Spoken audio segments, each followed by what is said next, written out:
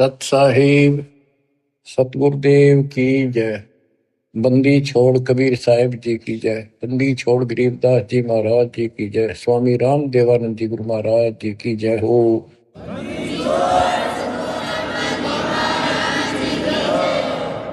सर्व संतों की जय, सर्व भक्तों की जय, धर्मी पुरुषों की जय।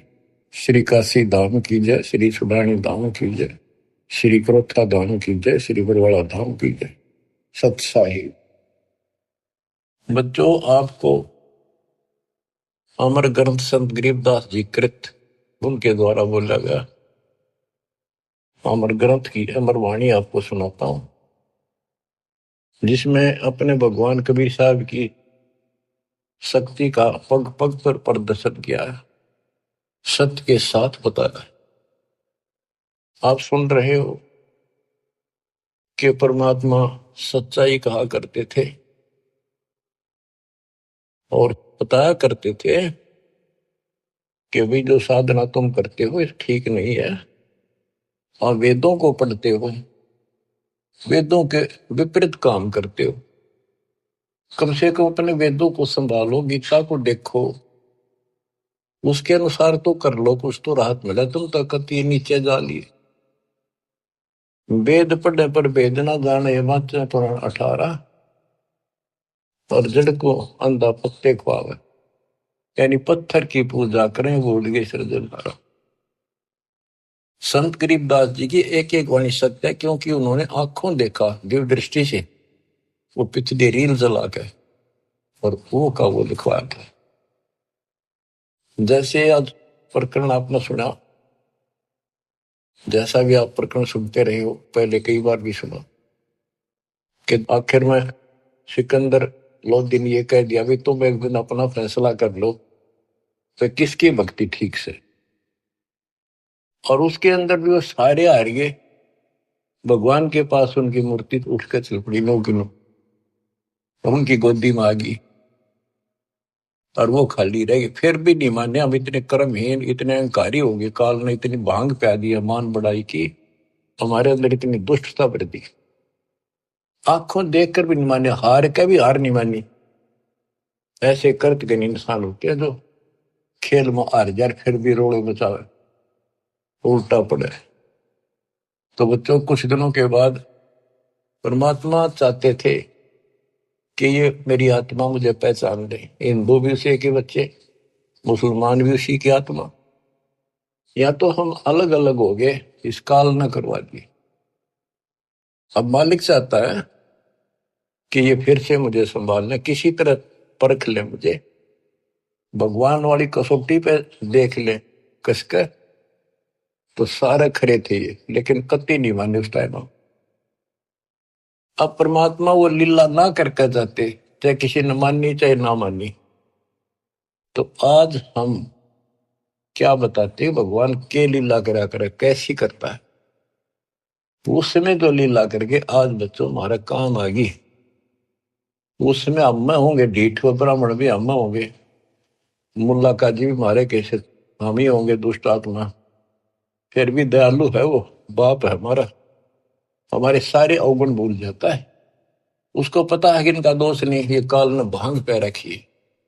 कबीर ये माया अटपटी सब गट आनड़ी, किस किस को समझाऊं, या कुएं भांग पड़ी। तो दत्ता ने वो लीलाएं की जो भगवान किया करता है। आज वेदों से दास ने प्रमाणित कर दिया कि वेद ये कहते भगवान ऐसी लीला करता है। ऐसी लीला बता दो किसी ने करी हो, ईसा जी ने करी हो, हजरत मोहम्मद जी ने करी हो, हजरत मूसा जी ने करी हो, हजरत दाऊद जी ने करी हो, 1,80,000 पैगंबरों ने करी हो, राम कृष्ण ने करी हो, ब्रह्मा विष्णु शिव ने करी हो, बता दो जो वेदों से मेल खाती है। फिर हु इज गॉड? जो ऐसी लीला करता है ही इज गॉड। कैसी करता है? परमात्मा सबसे ऊपर के लोक में रहता है, वेद बताते, वहां से गति करके आता है, अच्छी आत्माओं को मिलता है। वहां पर ऊपर अपने लोक में राजा के समान सिंहासन पर विराजमान है, सिर पर मुकुट है उसका, देखने में राजा के समान है। और यहां आता है गुप्त रूप से, अच्छी आत्माओं को मिलता है, उनके दुख दूर करता है, उनको सत्य भक्ति मार्ग बताता है। अपने मुख कमल से वाणी बोल के तंबूरे ले लेकर गाता है, उनको भक्ति के लिए प्रेरित करता है, भक्ति के सच मंत्रों का आविष्कार करके देता है। ये भक्ति करो, इससे मोक्ष होगा। कवियों जैसा आचरण करता है। काव्य ना कविताओं में अपना सारा ज्ञान दोहों शब्दों वाणियों द्वारा बोलता है। तो किसने करी ये लीला? कबीर परमात्मा ने। वो एक प्रसिद्ध कवियों में से भी एक होता है। तो he is God, Kabir is God, यही सिद्ध करना था। आपका पक्कम पक्का सिद्ध हो गया, कबीर इज गॉड। अब आपको अमर ग्रंथ संत गरीबदास जी की अमर वाणी पारक के अंग की कुछ वाणियां सुनाता हूं।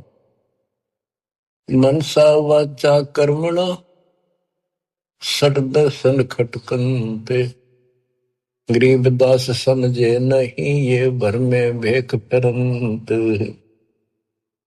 सहज मते सतगुरु गए सहा सिकंदर पास, गरीबदास आसन दिया संग तहां रविदास। पग ऊपर जल डाल करे हो गए खड़े कबीर, गरीबदास पंडा जड़ा पहा पड़ा यो नीर। जगन्नाथ जगदीश का जलत बुझाया अंड, गरीबदास हर हर करत मिटा कल्प सब दंड। सा सिकंदर को कहा क्या किया ये ख्याल, गरीबदास गति को लख पंडा बचाया तत्काल। एक समय परमेश्वर कबीर जी रविदास जी को साथ लेकर के सिकंदर लोधी के पास रेस्ट हाउस में गए। सिकंदर लोधी काशी आया हुआ था, काशी में। तो उनको आसन दिया, अच्छा सम्मान किया, दोनों बैठ गए। बैठे बैठे परमात्मा ने अचानक अपने लोटे में तो पानी अपने पैर पर डालना शुरू किया। सिकंदर लोधी ने पूछा, हे महाराज ये क्या लीला करी आपने? कबीर साहब बोले कि जगन्नाथपुरी के मंदिर में एक पांडा प्रसाद उतारा था। वहां पर प्रसाद कैसे बनाते हैं, चूल्हा जला दिया, उसके ऊपर टोकनी धरनी शुरू कर दी, टोकनी पित्तल के। फिर उसके बाद उसके ऊपर 7 8 9 10 रख देते ऊपर तक, और वो इतनी ऊंची हो जाती है 6 7 फुट ऊंचे तक। और उसमें क्या खासियत है, तो कुदरत है, विज्ञान की तरीका है। नीचे आग बाली जाती है तो सबसे ऊपर की खिचड़ी पकती है, ऊपर ले पात्र की, सबसे ऊपर के टोकने की। तो खिचड़ी को चेक करके ऊपर ले भटके को टोकने को उतारे था एक राम साय नाम का पांडा। तो उससे टेढ़ा हो गया वो मटका वहीं पर, और उसके पैर पर खिचड़ी गिर गई। इतनी जल्दी पड़ती थी वो, उसने चिंगाड़ मारी, बेहोश हो गया।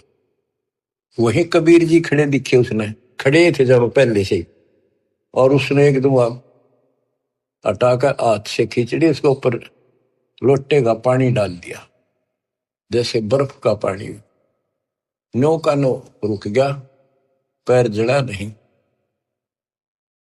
तो कबीर साहब उसमें बैठे थे सिकंदर लोधी के पास, अपने पैर पर पानी वहां डाला, वो पानी उसके पांडे के पैर पर जाकर काम करा। ये सिकंदर लोधी के गले नहीं उतरी यह बात कि यहां से 1000-1500 किलोमीटर दूर जगन्नाथ के मंदिर में ये जल चला कैसे गया। उसने कहते हैं 2 ऊंटों वाले दूत भेजे, ऊंटों पर सवार होकर गए और उनसे कहा कि सच्ची सच्ची लिख कर लाना, कोई मिलाना नहीं, मैं फिर से जांच कराऊंगा।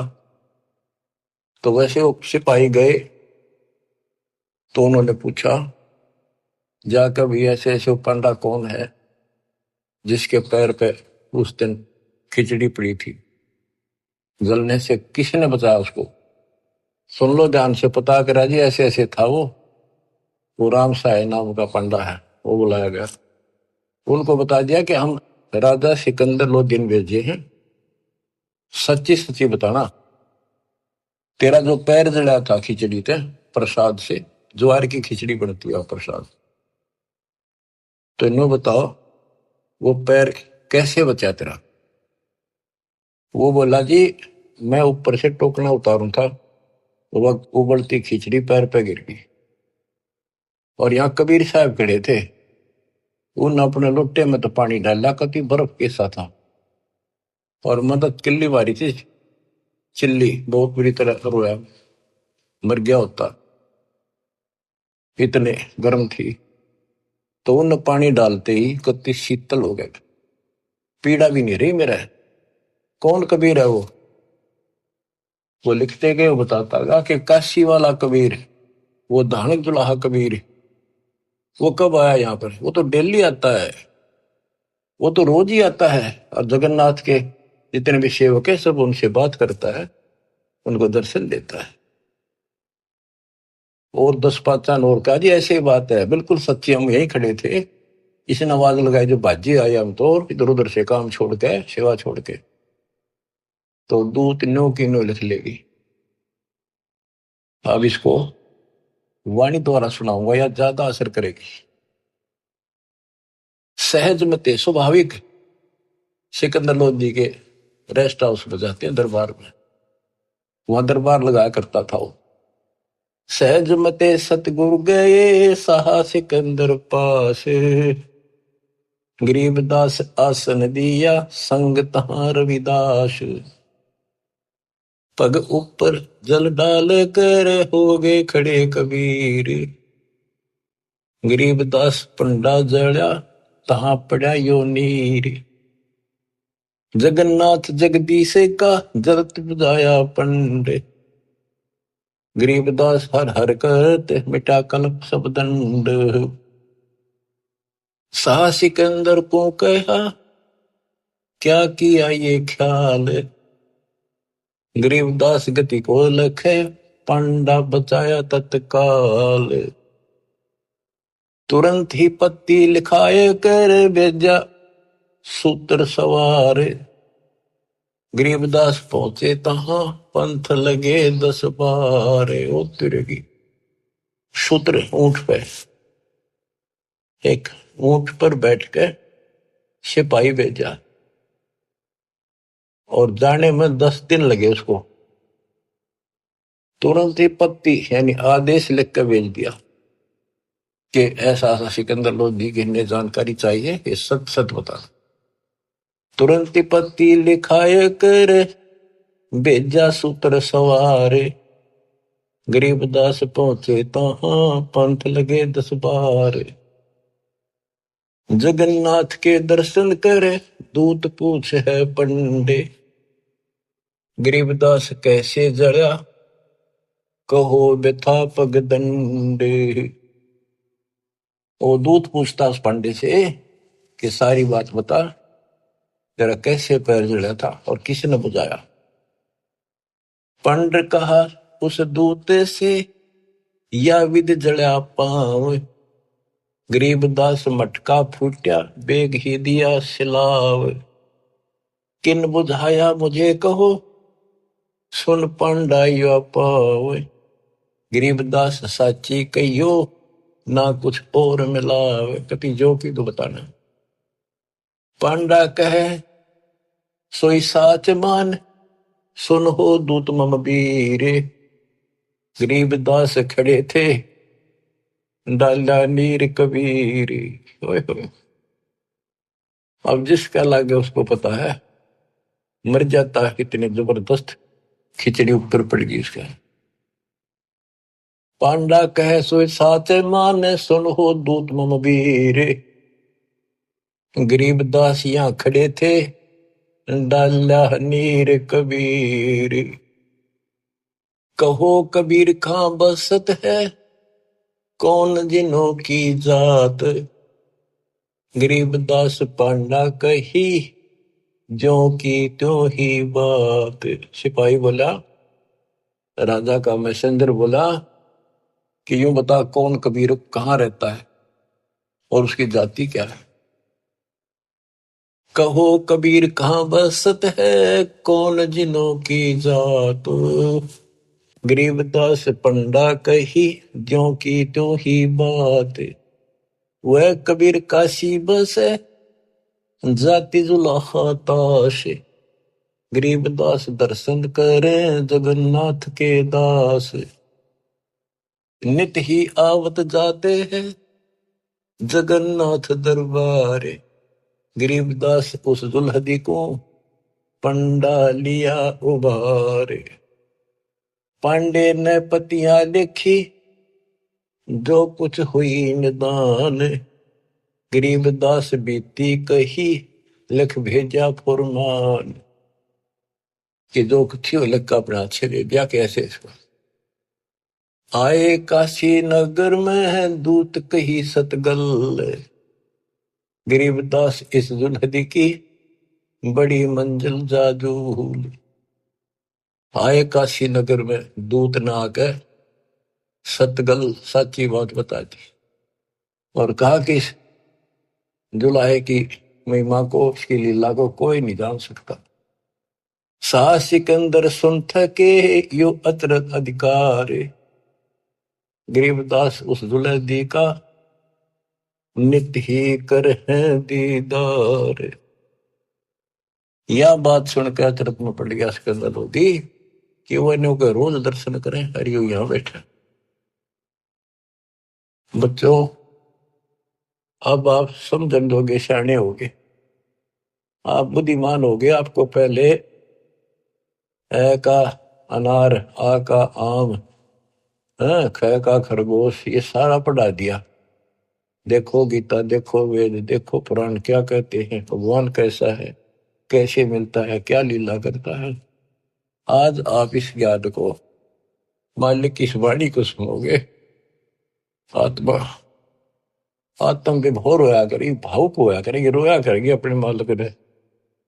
पहले तो ये विचार करोगे, हे भगवान देख कहाँ खड़े थे, किसने भगवान माने बैठे थे, और कितने दिन में जाकर बात सिरा गली है, कितने दिन में बात सेट हुई दिमाग में कि सचमुच this is God, he is God, Kabir is God.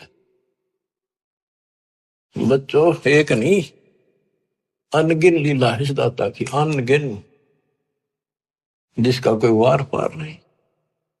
और सुनाता हूं, गरीबदास जी ने तो भर रखा कति वरत अपने मालिक की महिमा से। आत्मा रोती है खुशी में, हे भगवान हम पापियों को कैसे शरण में दिया, कैसे समझाया। क्या क्या ताशा ले कभी ना जीवन सफर कर रहे थे, पूरी बकवाद मन में थी, ये कर देंगे, वो कर देंगे, कोठी बनावाएंगे, कार ले लेंगे। ले लिया था कार, कि तो गधे बने पावा। बड़ी दया करी दाता। अब कुछ पानी कोमल सी सुनाता हूं। गिरिप बैरागर के गंज हैं, ऊंचे सुन सुमेर, सतलोक में तापर आसन मार कर, सुन मुरली की टेर। गिरिप उस मुरली की लहर से, कर जरे जो घास। गरीबदास आठ पखत पद में रहे है, कोई दिन हरि का दास। बच्चों, ये मुरली जो है ना, परमात्मा के दरबार में बज रही है।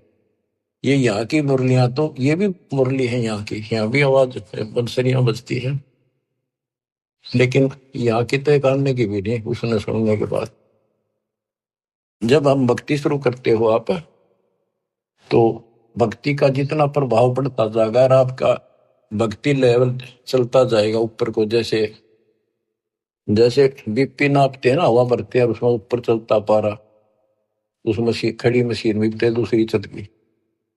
ऐसे हमारी भक्ति का वो पारा ऊपर को बताता चलता कितने कहां तक पहुंच गए। जब भक्ति ऐसी स्थिति में आ जाती है, तो हम एक क्रिया करके देखते थे, उसकी वैसे जरूरत नहीं, चाहो तो कर भी सकते हो। कति एकांत स्थान में सुबह सुबह कोई शोर ना हो, दोनों कान बंद कर ले, ज्यादा देर नहीं, 5-4 मिनट रखो। कुछ देर के बाद आपको कुछ बाजे इधर उधर के बाजते सुनेंगे, बहुत सारे कई दिन के अभ्यास के बाद आपको एक मुरली की ऐसी आवाज आऊगी जैसे बहुत दूर से आ रही है, जैसे बहुत दूर बज रही हो, और वो जैसे सुना कर दूर तो इतनी गजब की आओगी, कान में गुंजा देगी कान को। दास को इतनी गजब की सुनती थी। फिर क्या होता है, कुछ दिन के बाद हम उस सतीथि से ऊपर उठ जाते हैं, फिर वो नहीं सुनती, वो हमारी सतीथि आगे बढ़ गई, हम उससे ऊपर जा गए, अब हमने सतलोक पहुंचना है। तो इतनी गजब की बजा करती है, मेरे मन में न्यू आवा थी जस कोई स्पीकर होता ना उस टाइम कान का ला कर माइक, मैं उसको वार सुना सकता था, लेकिन ऐसी अवस्था जब ठीक हो रही, इतनी गजब की आवाज ना, कत्ती न्यारी न बोल, फिर खुले कान ना भी सुनने लगी कान तोती। तो ये वो उस मुरली का जिक्र है। अब ये नहीं ना सुनेगी तो भी हो सकता है आप उस से ऊपर जा चुके होगी, हमारी तो शुरुआत थी, गुरु जी ने बता रखा था, मैं करता चालू था, बाकी वो कहें भी थे इसकी जरूरत कती नहीं, हमने जो बता रखा भक्ति करते हो, मोक्ष होगा भक्ति से, मुरली थोड़ा बातें हैं वहां जाकर सुन लियो, लेकिन यहाँ बतानी पड़ रही है क्योंकि ये नीचे वाले जो दूसरे पंथ है नकली काल के, विशेषकर ठेका राधा स्वामी और ने बकवाद करने का ले रखा बखान का, ये न क्यों धुन सुने है मुरली सुनती है। अब सुन लो उस मुरली का क्या हिसाब है, कि यहाँ की मुरली भी है, कृष्ण जी ने बजाई उसी को देखकर, यहाँ नकली मुरली, और वह मुरली भी आनंदित होती थी, कृष्ण वाली भी, कहते वह सारे ग्वाले बाल गोपियां इकट्ठी हो जाती थी, गाय भी सुनने को आ जाती थी।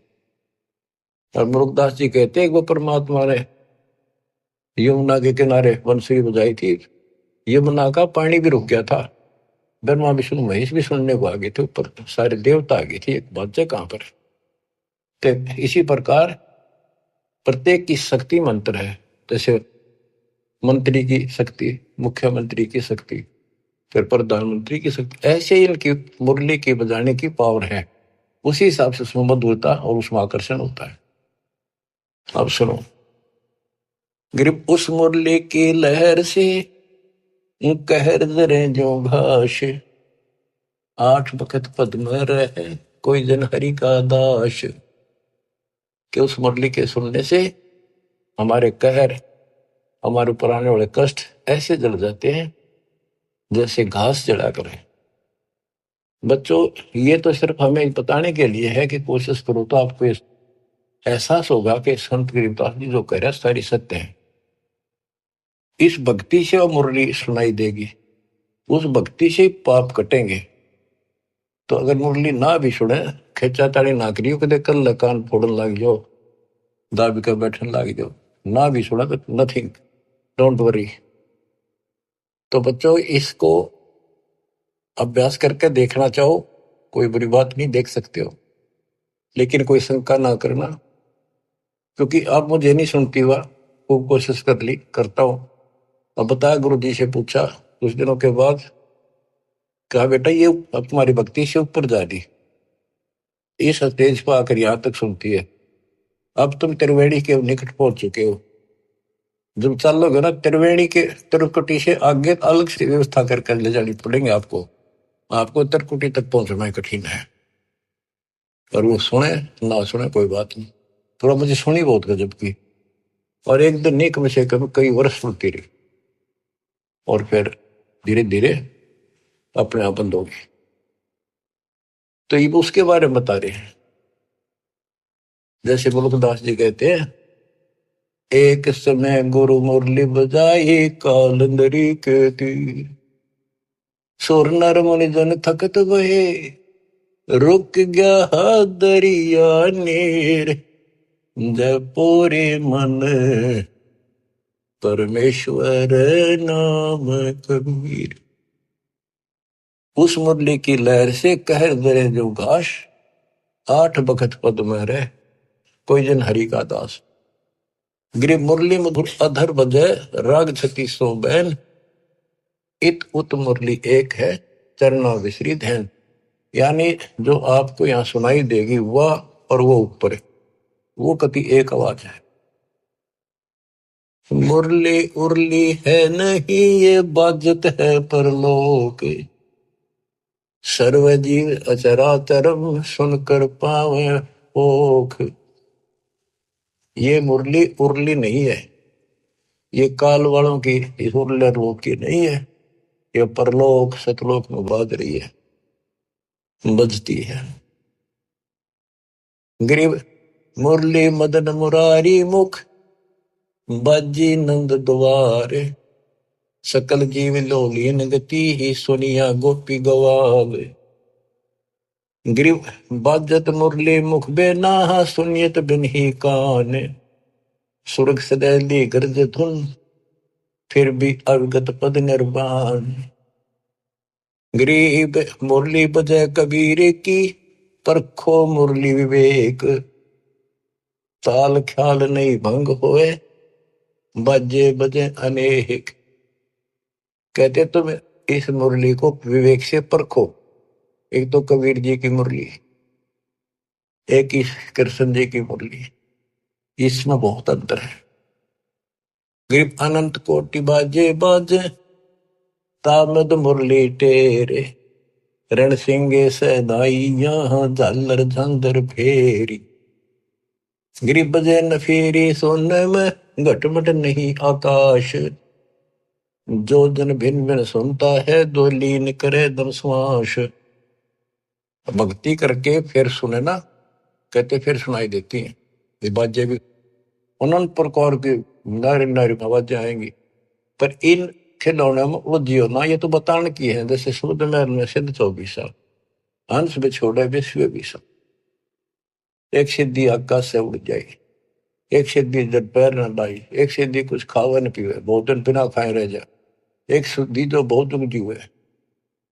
तो कहते इन 24 प्रकार की सिद्धि इस भक्ति में आ जाएंगी, पर उन्हें प्रयोग ना करेंगे, देखियो भी ना, कति बाढ़ में जाओ। तो ये वैसे बताने वाली बातें हैं, इनकी आपने कोई जरूरत नहीं।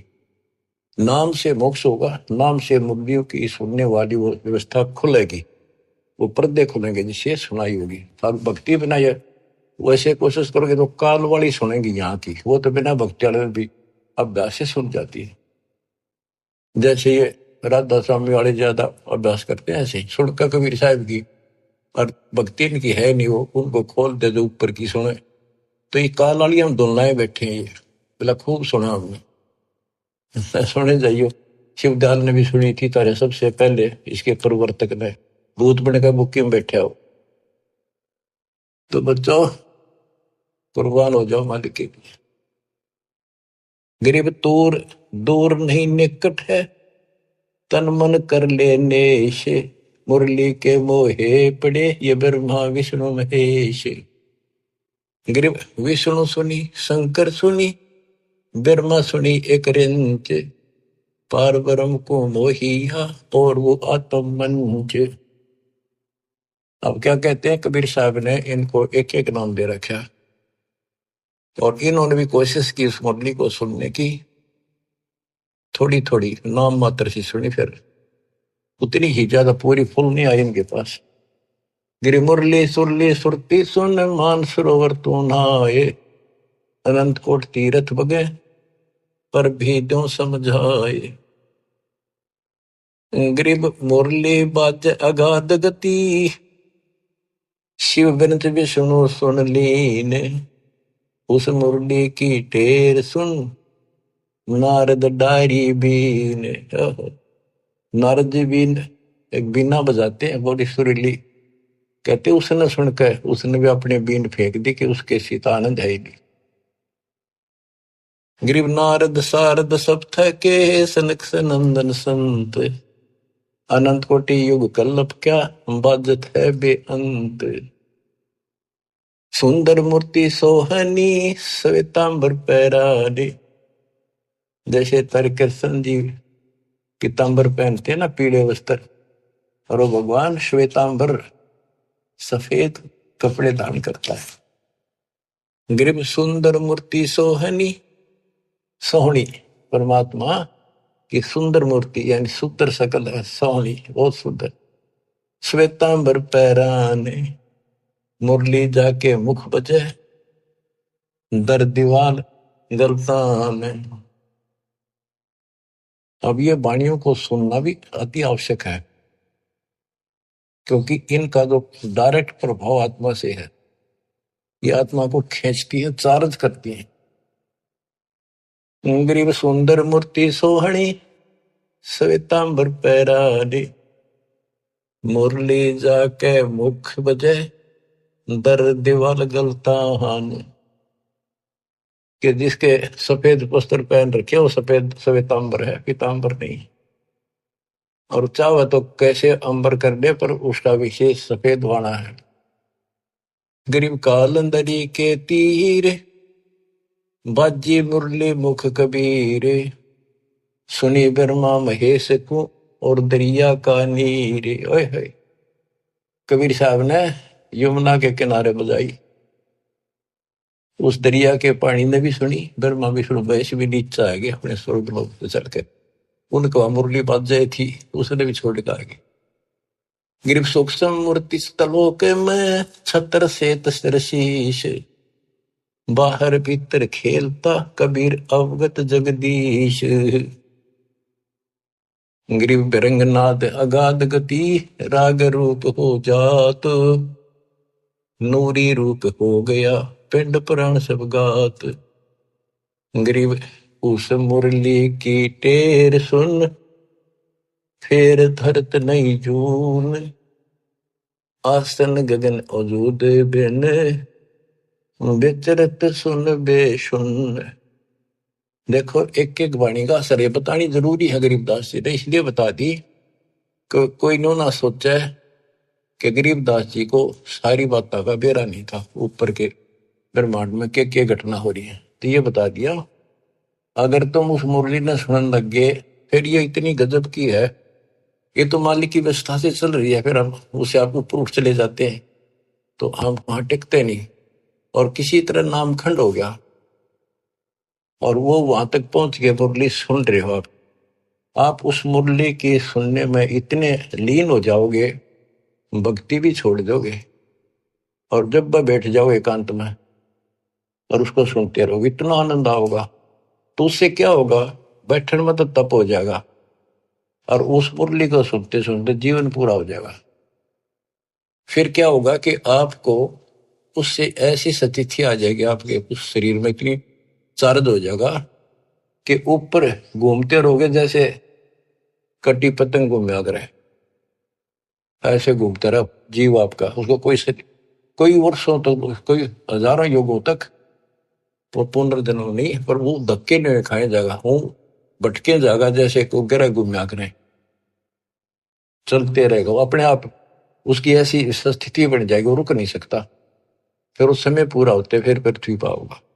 तो ये सारी इसलिए बता रहा हूं, कोई तुम इससे करना चिपक जाइयो, बतानी इसलिए जरूरी है कि इसमें लिखा है, काल ने नो ना कह जाने वाले, क्या कभी गुरु जी ने आपका ने बताई थी, इसलिए बता रहा हूं, क्योंकि काल बहुत उस्ताद है। आने वाले समय में कभी ना कभी कोई काल का दूत बताते रहेंगे, पर अब ऐसी स्थितियां भी तो इनकी दाद गलेगी नहीं, वो घने कर्महीन होंगे, वो निकलेंगे, अच्छे आत्मा नहीं जा सकती, क्योंकि इतना ज्ञान गजब का देते उन पर तो कख भी कोई ना, जिनके पीछे लग गए ये वो तो कुछ जानते नहीं, वो जागा जिसने ज्ञान ठीक से नहीं सुन रखे हमारे, वो तो फिर काल का एजेंट है, जाओ या रहो। हमारा फर्ज मैंने दास ने पूरा कर दिया, ज्ञान अजब गजब सुना दिया, और घर बैठोगे सुना दिया, उस परम पिता ने कसर नहीं छोड़ रखी। और भाई अब भी नहीं समझोगे, अब भी नहीं पहचानोगे उस अपने मालिक ने, तो फिर कौन सा तरीका अपनाओगे वह, मेरे ख्याल से ये कोई कसर रह नहीं रही। ज्ञान समझाओ में घर घर बहुत विचार हो, अब घर घर पहुंच के दाता, घर बैठे सुन, गाड़ी में सुन लो, खेत में सुन लो, मजदूरी करते हो वहां बैठे वहां सुन लो, दुकान पर सुन लो, नौकरी पर सुन, टाइम मिला चलते फिरते, तो मालिक का भजन करो। अब आपको एक तैमूर लंग की कथा सुनाता हूं, क्योंकि ये वाणी में है, आपको बहुत बार पहले भी सुनाई है, कथा आपने सुन रखी है। अब ये शॉर्टकट में भी काफी समझ में आ जाएगी आपको। एक समय पृथ्वी के ऊपर ऐसी स्थिति आ जाती है, लोग कृतघ्नी हो जाते हैं, धर्म कर्म खत्म होना शुरू हो जाता है। तो उस समय ऐसी स्थिति थी, एक तैमूरलंग नाम का मुसलमान लोहार था, उसकी माँ बहुत भाग्यवान थी, बहुत कर्म की जानने वाली थी, भगवान से डरने वाली थी, विधवा हो चुकी थी, एक का बेटा था तैमूरलंग, भेड़ बकरियां चरा करता था, वो बड़े जमींदारों की पाली जाता था, वो दे देते दाने, माँ बेटा खाना खा लेते थे। पहले पैसे नहीं होते थे, हमने देखा, हमारे सामने की बात है, जो पाली वगैरह हमारे यहाँ लगते थे, उन पर साल में कपड़े, गेहूं चने महीने साल के बांध दिए जाते थे, छठे महीने दे देते थे।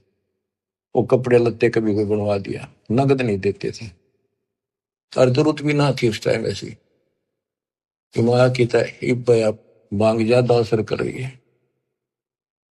तो परमात्मा कहते हैं, देखने के लिए पृथ्वी पर परमात्मा आज बचा कौन है। एक ऐसा रूप बनाया और एक रोटी मांगने लग गए थे उस क्षेत्र में, किसी ने एक रोटी नहीं दी, एक भिखारी का रूप बना के चल पड़े। और वहां तैमूरलंग बैठा था, तैमूरलंग से वहां का, अभी मुझे रोटी दो, भूख लगी है, रोटी दो। तैमूरलंग बोला, महाराज अभी घर से बनवा के लाऊं ताजी, ये रोटी हमने खा ली, जिसे थे का दिवा खा ली लुकी सुखी, तो आप यहाँ रख रही हो जी, मैं गरीब आदमी हूँ, ये भेड़ बकरी की दूध बरना चली जा, देख मेरे पूरे नहीं होंगे, एक भी बकरी भेड़ पे चली गई, ये जमींदार मेरे से सेठ, जिनकी ये बकरियां हैं, जिनका मैं पाली किराए का के भाड़े का हूं मैं, तो हर जी कोई गुम ना हो जाए, ध्यान रखियो, हाथ जोड़ के कह ये भाया, मैं अपनी माँ पर रोटी लेके, मेरी माँ बहुत अच्छी है, लजा बेटा चिंता ना कर, रुखाड़ा रहूंगा मैं, सारी सृष्टि का रखवाला वो। बच्चों, ये जो स्वभाव है ना, यह आदत न्यो काम आवे। धर्म के कर्म के थे बेसिक भूखे पैसे रह जाते, पर धर्म कर्म भूल नहीं रहे थे, पिछले संस्कारी थे दाता के। अपनी माँ के पास गया, माँ बोली बेटा इसे कैसे आ गया, तो दोपहरी में बकरियां कौन संभालेगा। माँ ऐसे ऐसे एक साथ दुआ, बहुत भूखा, कई दिन से भूखा है, और माँ रोटी दे दे। और मैं उसने छोड़ कर, ध्यान रखियो जी, वो बोला चिंता ना करो, मैं कतीरू खड़ा रहूंगा। उसकी माँ ने जब बैग के रोटी का आटा बेच रहा था बना के, बोली बेटा मैं साथ चल लूंगी, साधु के दर्शन भी कर लूंगी, बर्तन ले आऊंगी वापस, तुम आओगा तो फिर ये इसे एक भी हमारे बर्तन है, 2 थाली, गुम ना हो जाए तो बालक से कह के डाल देगा, साधु के दर्शन भी कर आऊंगी। बना कर रोटी चल पड़े, एक लोटा पानी का दे, साधु के सामने रख दिया, महाराज खाना खा लो। तैमूरलंग बोला जी ये मेरी माँ है बहुत अच्छी। और वह बोली जी हम बहुत गरीब हैं। वो खाना खान लगे ना, मोटी मोटी रोटी उतार दी पहले, बड़ी बड़ी। मालिक ने जितने ग्रास खाए, जितनी बार वो माई ने कहेंगे महाराज जी हम बहुत गरीब हैं, कति रोटी सुबह की हो जा, कई पर शाम नहीं होती, इसी तो दया करियो, आप रोटी टाइम पर खा जाओ, और घना नहीं मांगते, दया करियो। परमात्मा ने रोटी खाई, इतना माई ने कई बार पकह दी। वहां एक साकल पड़ी थी भेड़ बकरी बांधने की, कई तो उसको बताते हैं लोहे की बेल हुआ कर ऐसी, कई का चीड़ की बनी हुई थी, चीड़ की लकड़ी की, मतलब उसमें जैसे सन बांट के बना दिया कर, ऐसी उसकी साकड़ी ही बना रखी जैसी भी थी।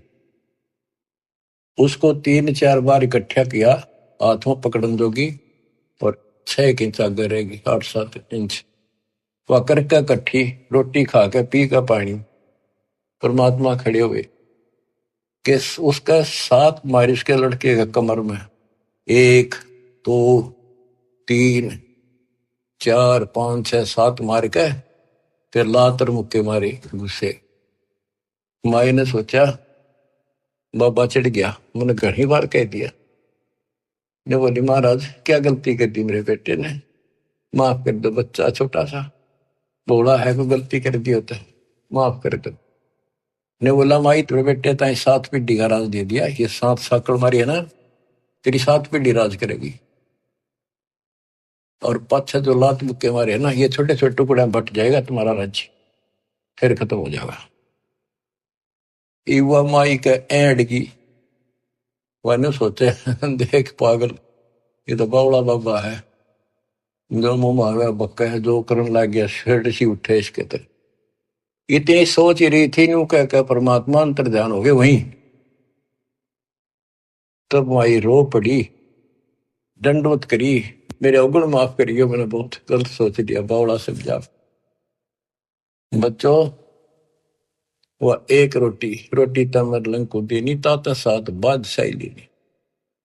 एक रोटी इतनी फड़गी, सच्चे दिल तय सब कुछ दे दिया।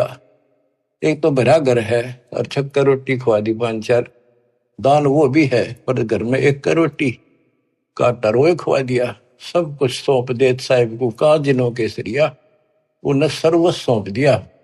शाम की रोटी नहीं थी, सुबह की आओ कीते, रात ने किता आ जाएगी, कोई परवाह नहीं करी। तो बच्चों दान मेर छोड़ना नहीं।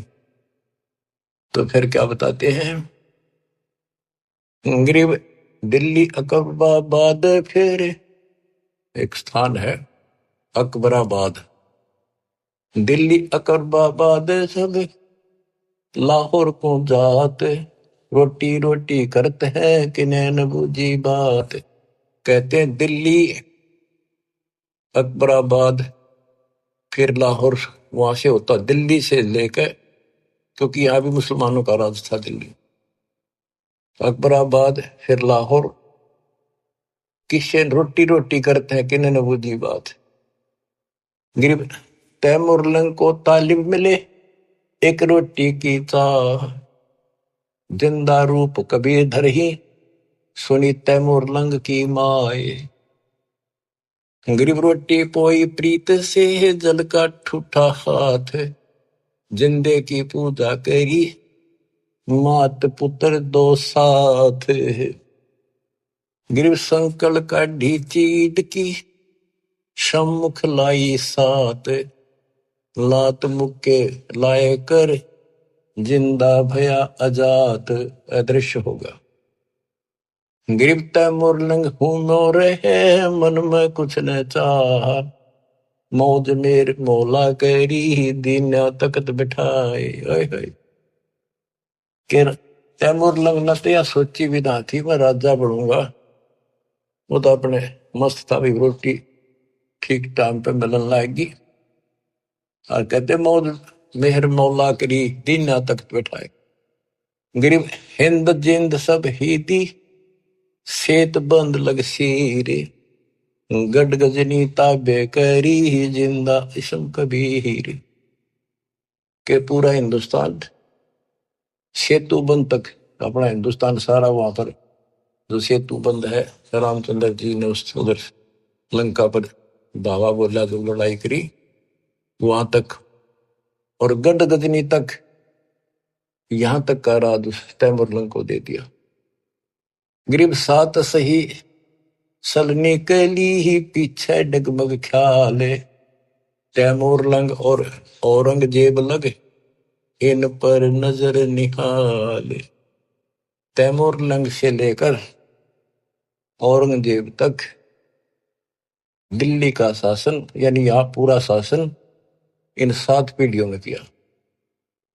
तैमुरलंग का तीसरा पोता था बाबर, बाबर के बाद फिर वो अकबर, इस तरह ये 7 हुए थे। शाहजहां वगैरह ये उसी प्रणाली के थे। गिरप अगले सतगुर शेर थे पिछले जम्बुक गीत, या मैं भिन्न भाटी है देख दीत बरदीद। यानी दान कर्म की तरीका है, कितने प्यार से, अन्यों नहीं सोचा हम के खावांगे, और उन्हें सोचा